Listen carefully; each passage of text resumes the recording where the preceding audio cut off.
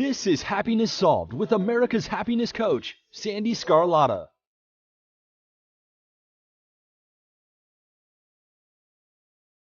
Hello, and thank you for joining us today. I'm so happy you're here. Happiness Solved is the place where we explore everything you need to become the best possible version of you. This is Sandee Sgarlata, and today I've got some exciting news for our dedicated listeners. We've just launched our exclusive members-only portal. This is your ticket to a world of additional content designed to deepen your understanding and engagement with the Happiness Solved mission. To learn more about all of the exciting benefits, stay tuned until the end of the episode where I will explain in greater detail. For those interested now, head over to happinesssolved.supercast.com.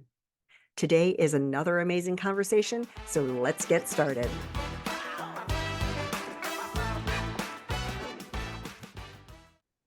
Dean Koocher, what an honor and a privilege to be speaking with you today. Thank you so much for taking the time.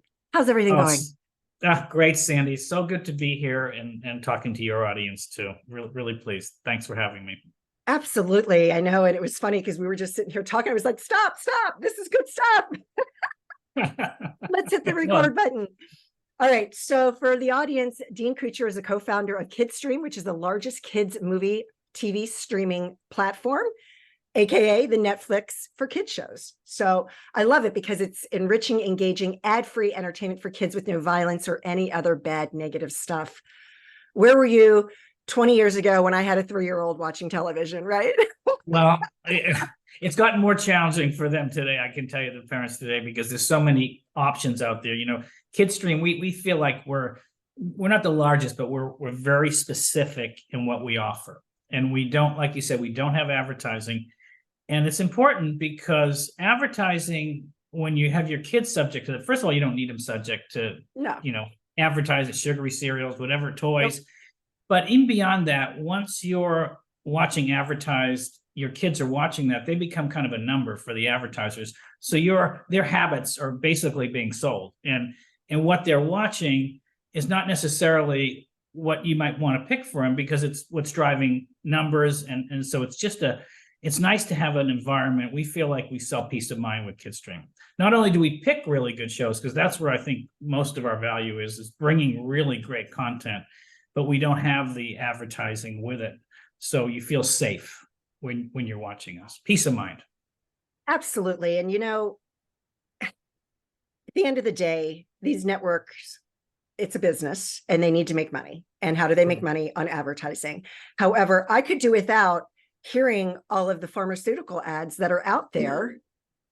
We're at the point now, my husband and I, we just hit the mute button because I'm like, I can't hear this anymore because they play the same ones over and over and over.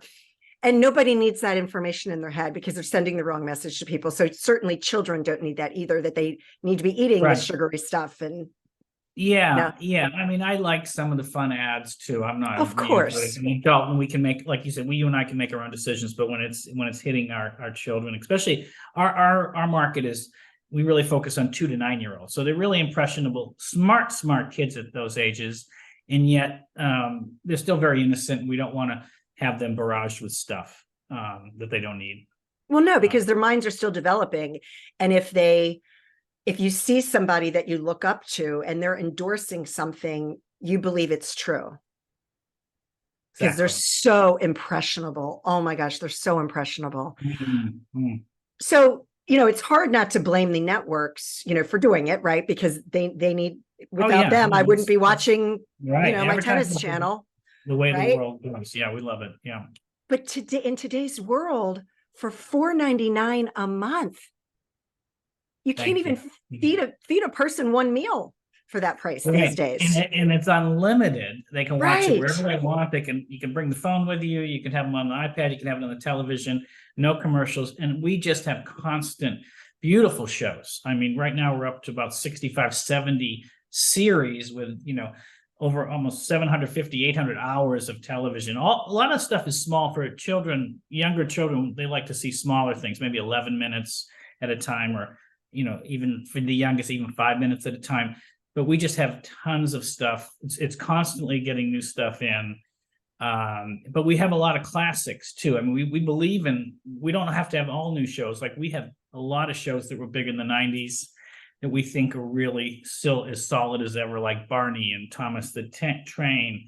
I just picked up a show called Pingu, which is a classic old show. The New York Times just did a big piece on that one. And so we just have a ton of good shows, but we also have some brand new shows that no one's ever seen here in the US, and we're the only place to find them too. So we do a real mix. That's awesome. Kids. Yeah, my son watched Thomas the Train, and I enjoyed it too, because I watched it with him, many times. Yeah. The Wiggles. Speaking of the Wiggles. We have a great relationship with the Wiggles. They are amazing. They were just here touring through the US. I don't know if some of your audience saw them, but they just recorded a 25-second thing. Could I share it with you? Please do. Go ahead. It's just Go ahead. Share seconds. your screen. Let me Would love it. Okay. Here's our friends, the Wiggles, talking about Kidstream. G'day, Kidstream families. We're the Wiggles. Our friends at Kidstream genuinely care about providing better TV for children and have curated a top-rated library of worry-free and enriching shows for children of all ages. Try Kidstream for free. Let's wiggle together at kidstream.tv. Love it. Yeah, they're awesome. a great property. They've got their newest one is called the Fruit Salad Big Show, which we've just put on one of our newer shows up. So now we have a bunch of their content and really like what they stand for. So thanks for bringing them up. Fantastic. So what was the story behind, because I love hearing people's stories. What was the story behind you getting this started? Well, I was fortunate enough. I fell into this business in the 90s. A friend of mine named Ken Weisselman was starting a company. He had been running Thomas the Tank Engine here in New York. I mean, he was the one who brought it up. He was a personal friend, and he wanted to start a company in kids entertainment. And I was in big corporate world. I was living out in Louisville, Kentucky. I'd been working for Kentucky Fried Chicken in their headquarters, and I had always had big corporate jobs. My son's a senior at University of Louisville. Oh, I loved Louisville. It was hard to drag me away, but he started to a great city. He had an offer, and I was helping with a business plan, and then I just thought, this is a great idea. And my children at the time were 2 and 4, and I thought, boy, they really need more kids entertainment. So morphed into a company. We started off, and the first person I met there, or the first client we had, was the creator, a woman named Ann Wood, producer from the UK. She's was a school teacher originally, but really understood kids, had great ideas, had some shows already. But 2 years after we started working for her, she launched the Teletubbies, and we were the managers of that for her. We managed the entire Americas, and so we had a real rocket ship ride with that. A great show, big brand. We had it was huge. All sorts of thanks stories from there. And then I went right after that to work for another great show creator named Magnus Skevin. The day I left that job, I went to another one. He hadn't made a show, a guy from Iceland, but 2 years after I started working for him, we launched his idea, which was called Lazy Town, into a big show. Started on Nickelodeon, went all around the world. Worked for him for almost 10 years. So I got a really good background in show creators. And when I was at Lazy Town, I met the co-founder of Kidstream, a guy named Jordan Jadenkin. He was working with us. He was doing a lot of big deals for us in the retail and promotions and licensing area. And him and I were traveling always together, doing stuff. We were down in Latin America on a trip, and we just decided, we should start a company someday. And after Lazy Town kind of was sold off, we just launched this company. And we were working with creators, helping creators launch their shows. And suddenly Jordan came across from a big cable network, offered him an idea. Hey, why don't you could you get us a kids channel? And he came back, and we just said, okay, yeah, we could do that. And that was about 2016. And this was when streaming was just kind of getting going. And next thing you know, we put our heads together and just started working, and we launched in January 2017. Nice. And it wasn't really so intentional, but we had a real background always working with independent great kid shows from around the world. So we had a really good network there.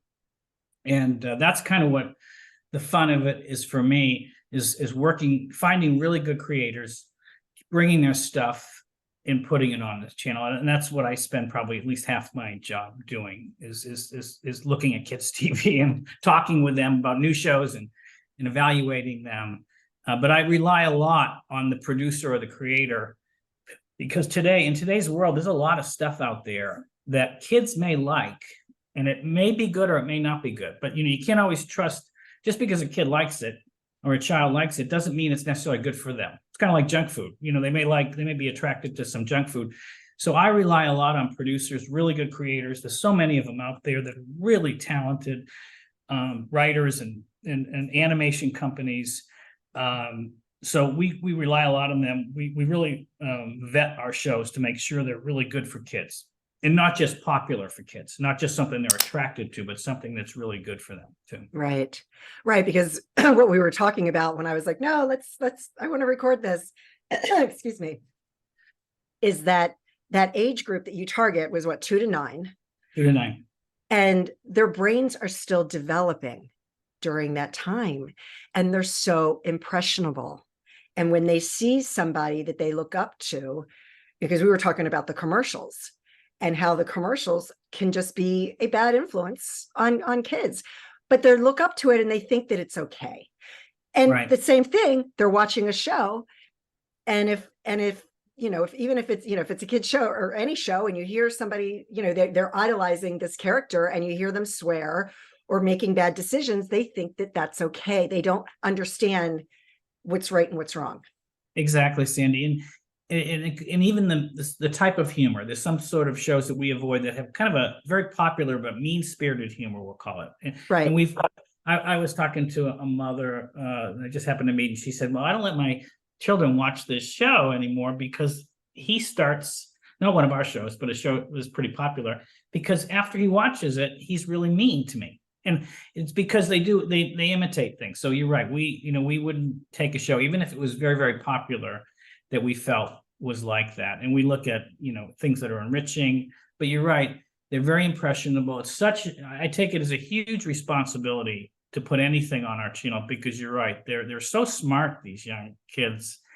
I was just, was in classrooms with first and second graders, and they're so smart at that age, and yet they're so innocent and so That's right. impressionable too. Yeah, that's right. And here's the thing, I know for me, and I shared very little pieces of my story before we hit record. I know for me, while my childhood wasn't awful, there were parts of it that were so tragic that, the last thing any parent wants is their child to go through that. So here's the thing, kids only have one chance to be a kid. That's it. And once they, what do they say? Really, your brain, everything you've learned up to the age of 12. And now, folks, I am not a psychologist, don't have my medical degree, but I do know that they say that, up until the age of 12, your brain is still learning a lot of decisions about life and behavior and things like that. And so, why not give your child every opportunity? And this is something that is so simple. I was so excited to talk to you today about this, because I just think it's incredible. These kids, they deserve that. They deserve to have their brains be molded in a healthy way. You're absolutely right. And role models, even if they're characters that act the right way towards others, and they're kind and they're not in favor of, they stand up to a bully or whatever. These producers and creators that produce shows, a lot of the good ones, are really good at that, and they take it very seriously. So, I can't say I'm the one who creates these shows, but I value what goes into them and what they stay away from. And that's why we source shows from all over the world, not just from the US. We're bringing in shows from Australia, Canada, the UK, France is some amazing animation that comes out of France. And so we're constantly looking at good shows. I mean, we have one of our best suppliers. I would say our partners in content is the Jim Henson Company, of course, an American company. We have some of their classic movies and shows, but also some of their new ones. So it's really they're an incredible producer. We're launching one of the first. It's called Billy Bunny's Animal Show, and it was the first show that Kermit the Frog was ever on. So I got my hands on that. I'm like, wow, I'm gonna put that up. And the music's amazing. It's like, it's like a little mini movie. It's like 45 minutes, but so that we're putting out. And we also have one of their real old shows called Emmett Otter's Jug Band Christmas, which goes back to the 70s. So that's kind of where we are, but we love their new shows. Jim Henson's production company is still cranking out great shows. We have Sid the Science Kid. We have a show called Dot. It's amazing, about a little girl who's very tech savvy. So that's another example of a producer from here in the US that we really like to work with. I love that. I love that. Yeah, I was going through looking at some of the shows, and I saw that there was a science show, and I'm like, that's incredible. Excuse me. I have a frog in my throat and it's just not leaving. When you think of subjects like science, I mean, you're exposing children to things like that at a young age that is going to be so valuable for them. I love it. We have a show we're the only ones in the US, I believe, that have it, called Bits and Bob. And it's Bits and her younger brother Bob are two siblings, of course, who love making things and going on imaginative adventures with their toys. But it's in the background teaching engineering, believe it or not, concepts of engineering to young kids. So that's not, not an engineering course, but in every episode, there's a little 2-minute thing at the end where they can do little things at home too. After they watch the episode, what was done in the episode is kind of explained in a way that a parent could do something really simple at home with the kids too. So education is great. And if you make it fun, it's not education for them. And that's right. The key. It's got to be entertaining first. You can't fool a child either. They're too smart. And if it's not fun and entertaining, they're not going to watch it. Of course not. Yeah. So they're not, their attention span is just going to be like, whoop. Yep. You can't fool them. You can fool an adult, you can't fool a kid. So we have arts and crafts shows, science, and different, a lot of literacy kind of shows. We have a show called The Book Hungry Bears, in which shared reading is really featured, where each episode they take a book, and a lot of them are very popular books from some great publishing partners like Simon & Schuster and Macmillan and Scholastic. We have great books, and these 4 bears sit around and share a book together. And this is for kids that aren't reading yet, younger, because kids don't start reading initially. Their reactions to books are where someone reads to them. So we have that show, which is a really special show that we have. We have some shows that are really push, don't push, but encourage healthy living. Lazy Town is one. That was the one I worked on, but we also have a new one called Ollie, the Boy Who Became What He Ate. And him and his little sister are always going on adventures. And believe it or not, each episode has a vegetable or a piece of fruit that's featured in it, whether it's a avocado or a blueberry. And it's amazing. We have 52 of these. So each one has a fun little episode. And in the background, they're getting to know about fruit and vegetables. So, oh my gosh, I love it. I love it. So where can parents have access to Kidstream? Well, please check us out on our website. It's the easiest thing, where you can see all the places you can get us, which is kidstream.tv. And that's KID stream, like the stream, one word, kidstream.tv. But just so parents know, if you have Amazon Prime, which a lot of people do, we're an Amazon Prime video channel. That's a great way to get us too. Oh. We're also available if you have Cox or Comcast. Speak into the remote and say Kidstream, and it will show up there. We're available in Roku. But when you buy us through the App Store, the Android, the Google Play Store, or the Apple Store, you can also have a version that you can take around with you and put it on your TV, or also have it on your phones with you and on your iPads. A lot of young children these days are watching shows on iPads versus TV. So It's nice to have it that way too. I love it. All the services do that. Amazon Prime is really good that way too. Prime Video channels. So yeah, we're there. We're also looking in the future. You can find us. We're doing a partnership with a company you might have heard of called Curiosity Stream, which is great for more for adults. It's got documentaries and biographies and nature shows. It was started by the gentleman who started the original Discovery Channel, and we're going to be in their bundle. So they're going to offer us when you buy them in a bundle coming next year. So that's another place to see us. That's fantastic. Oh my gosh. I love what you're doing. Like I said, I wish it was around, 20 years ago when my son was a toddler and, wanting to watch shows. And yeah, they know how to work that remote too. So you got to be careful. Oh yeah.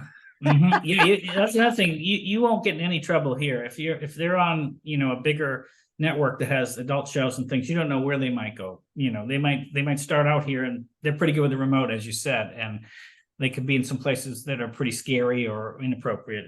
But not in Kidstream. There's nothing that you would be even stuff for the the older range, the 6 to 9 is not inappropriate for the 3-year-old. So we don't have anything scary, no violence. So that's awesome. Yeah. In today's world, we need this. Because the kids like I said, kids only have one chance to be a kid, and they need to be developed in a healthy environment. And I just love what you're doing. Is there anything else you'd like to share with the audience before we close up? It's just there's just so many great shows. I could talk about them all day. I mean, we have a show called Gudrun the Viking Princess that is it's live action shot in Scotland, where this little girl is a Viking, her father's a Viking, and you think, boy, that can't do Vikings, but it's done really with beautiful nature. We have one called Curious Crafting, brand new out of Canada. We do crafting stuff, so I could just talk about them all day. You'd have to stop me. Shaun the Sheep, a famous show from Aardman Animation. We love Aardman, another great partner, one of the best animation studios in the world. So we're doing that. We have some great things coming. I'm bringing in a show that I can't announce yet because I haven't signed it yet, but we'll be the only ones in the US with it. It's produced by the animation studio called McKinnon and Saunders that did the animation for Pinocchio, the one that just won the Academy Award. And that's a really special show. And we also have some other big shows. I'm launching a show I can tell you about this really fun called Wildwoods. It's going to be launching this month. It's actually a Sasquatch, a friendly Sasquatch called Cooper, and he has a little friend named Poppy, who's a sugar glider, and it used to be on Hulu. Hulu had it, but Hulu backed away from kids' TV, and we scooped that one up. So we're going to be launching that. It's a really fun show too, and it's done kind of with costume characters and puppetry. It's really a beautiful show. So wow! You could have to stop me. I love the shows that we have, and we just have all sorts of ones that kids can find. We don't have algorithms, where some services push shows at you. We don't do that. We let kids find what they want to find. We don't track anybody. We don't track their behavior. So it's really a nice place to explore, and you never know what kids are going to be attracted to. So we have all sorts of stuff, but it's all really safe and enriching for them. That's what I was thinking. It's a safe place for kids. And it's quality. We go for the high quality production values. We're not, that's what we're looking for, because like you said, they have to be entertained. And if they're entertained, they can be educated at the same time. Exactly. Especially at this age. Like you said, they're so impressionable and so smart. Yeah. And, so I love it. We really appreciate having this way to talk to your audience, and congratulations on what you're doing, Sandee.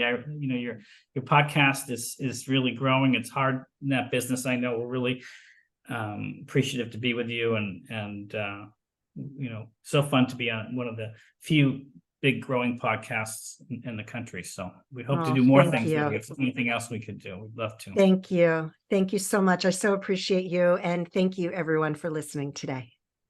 Okay. I hope you enjoyed today's conversation. And as promised, I'd like to give you more details of what you can expect as a member of the Happiness Solved exclusive community. First, you'll have access to a treasure trove of extra podcast episodes. These episodes dive deeper into the topics we discuss, featuring additional expert interviews only found here. But that's not all.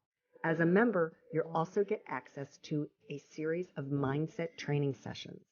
These recordings are tailored to help you understand the how and why your mindset is the most important asset you have, empowering you to achieve your personal and professional goals. And for those of you looking to find a moment of peace in your busy lives, we've got something special. Exclusive guided meditations. These sessions are crafted to help you relax, refocus, and recharge. Whether you're a meditation guru or just starting out, there's something here for everyone. Becoming a member is more than just accessing extra content. It's about joining a community of like-minded individuals, all on a journey to live life to its fullest and become the best possible version of you. So how can you join? It's simple. Go to happinesssolved.supercast.com and sign up. Don't miss out on this opportunity to deepen your journey with us. Again, that's happinesssolved.supercast.com, and it will also be in the show notes. I am so grateful you're a part of our Happiness Solved family, and I thank you from the bottom of my heart for your continued support. Again, I am so grateful for you, and I hope that you and your family are healthy and safe, and that your lives are filled with peace, joy, and happiness. Take care, everyone.